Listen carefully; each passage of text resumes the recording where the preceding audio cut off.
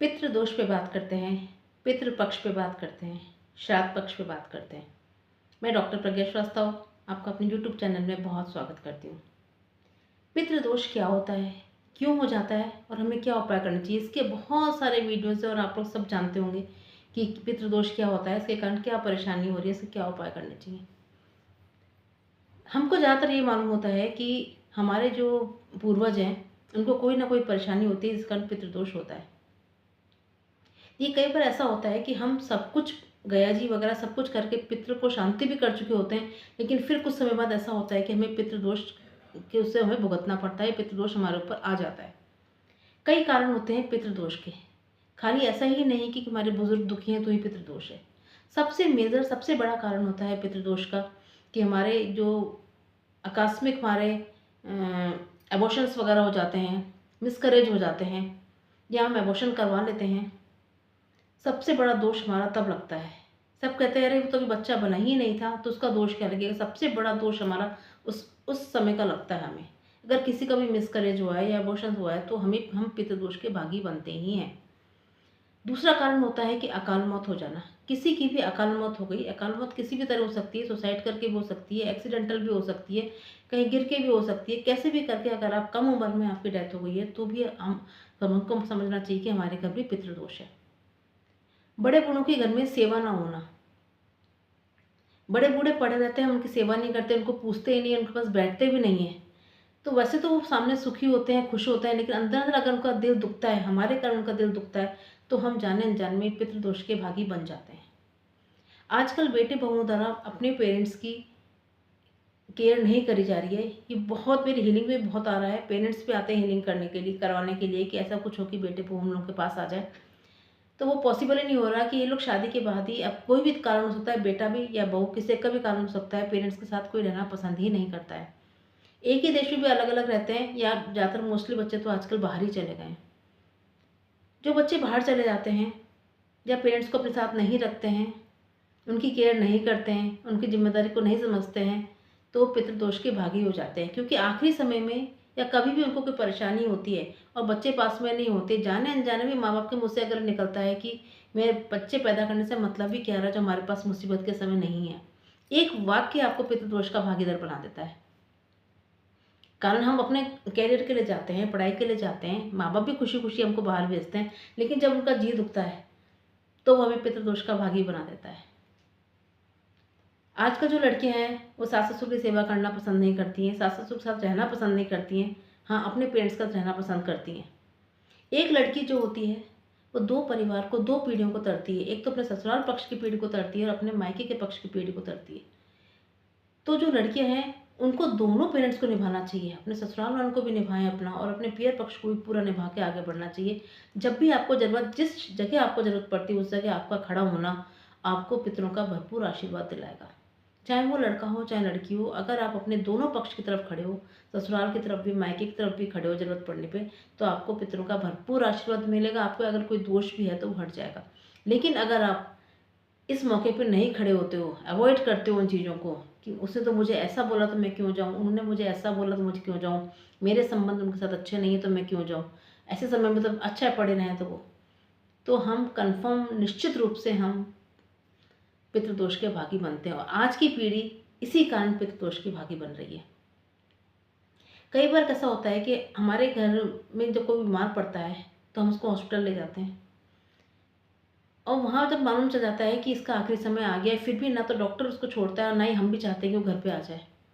एक कारण ये भी होता है घर पे कौन संभालेगा, और दूसरा होता है कि क्या पता जिंदा हो जाए, क्या पता केयर हो जाए। लेकिन सबको मालूम होता है कि ज़्यादा समय नहीं रखेंगे, लेकिन फिर भी आजकल फैशन समझ लो, ये आजकल का समय की डिमांड है कि वो हॉस्पिटल में ही रहने देते हैं। ड्रिप चढ़ती रहती है, ब्लड टेस्ट होते रहते हैं, सुइयाँ लगती रहती हैं उनके, और चाहे कॉन्शियस चाहे अनकॉन्शियस हो, उनकी कंडीशन बहुत बुरी होती है। हॉस्पिटल में अगर वो आखिरी समय हॉस्पिटल में रहते हैं उनकी कंडीशन बुरी होती है, चाहे उनको समझ में आ रहा है चाहे नहीं आ रहा, चाहे वो बेहोश है चाहे जिंदा है। पर उनकी आत्मा जो फ्री होना चाहती है लेकिन फ्री नहीं हो पा रही, उनकी आत्मा अपने घर में जाना चाहती है लेकिन जा नहीं पा रही है।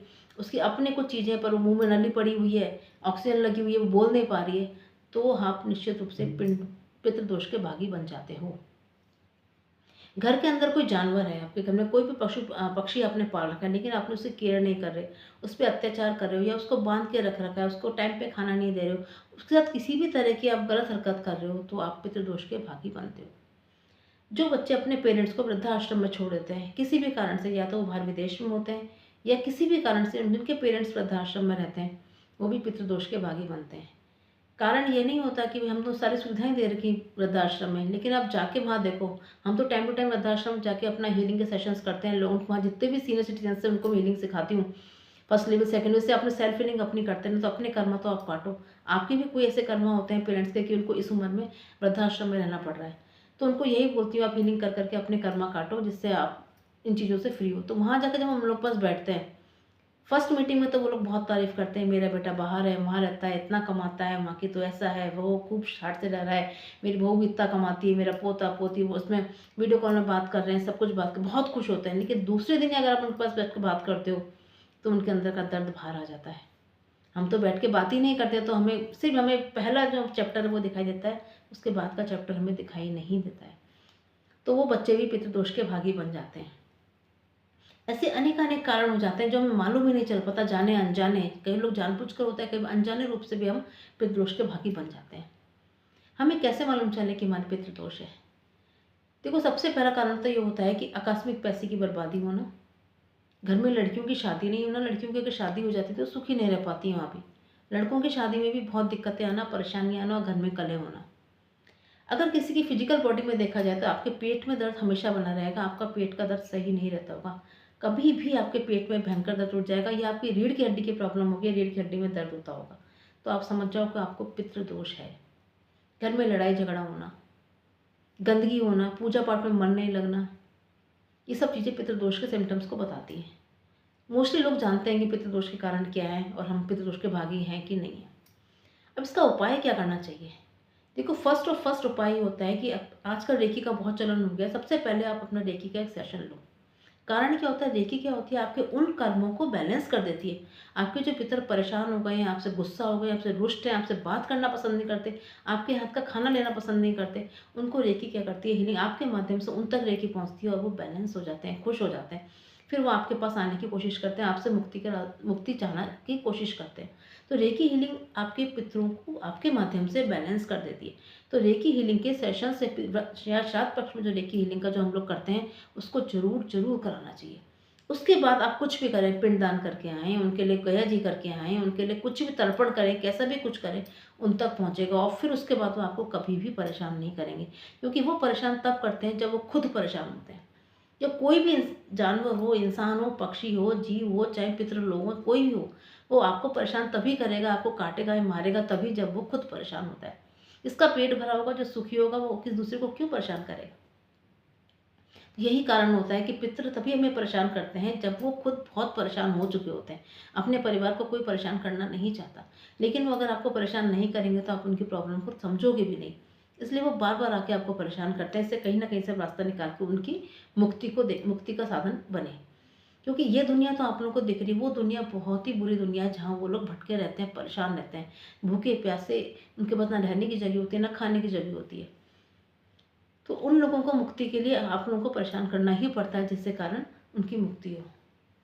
श्राद्ध पक्ष में मेरे और भी पुराने वीडियोस हैं, उनको भी आप देखें, पितरों के बारे में देखें। हीलिंग पे इस पे बहुत जोर दें, क्योंकि हीलिंग जो ऐसा माध्यम है जो कि पितरों को पूर्ण रूप से संतुष्ट करता है, तृप्त करता है। फिर उनको जो चाहिए होता है खुद आके मांग के जाते हैं। जो हीलिंग कराता है उसके पितर सामने खुद आके दर्शन देते हैं। उनको अगर कुछ चाहिए होता है तो बोलते हैं, नहीं चाहिए होता तो वो अपने आप राजी खुशी विदा हो जाते हैं। इसका भी एक प्रोसीजर होता है, हम 15 दिन एक विशेष प्रोसीजर के साथ काम करते हैं। जो हमसे जुड़ते हैं, जो हमारे माध्यम से हीलिंग कराते हैं, उनको 15 दिन हम लोग साथ जुड़ के बहुत कुछ करना पड़ता है। अपने पितरों को विदा होते हुए वो लोग देखते हैं कि हाँ, वास्तव में हमारे पितर विदा हो रहे हैं। आपको भी अगर लगता है कि हम हीरे की हीलिंग के माध्यम से पितरों को शांत करना है, तो आप मुझसे सब जरूर कॉन्टैक्ट करें। श्राद्ध शुरू होने वाले हैं, उससे 2 दिन पहले तक आप मुझसे कॉन्टैक्ट कर सकते हैं।